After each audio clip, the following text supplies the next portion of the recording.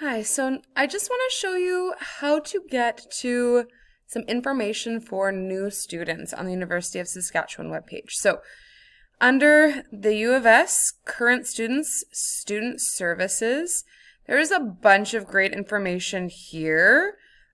Student Central, the Wellness Center, learning services, everything that you need to know basically as a new student will be in here. However, there's some more great information for specific groups. So we are going to go to the new student, and really wonderfully designed, tells you kind of like our presentation how to log on to Pause, different apps that you can join, what classes you need, academic advisor, and then you can go to even find an academic advisor, and it breaks down all the different colleges and who you can talk to.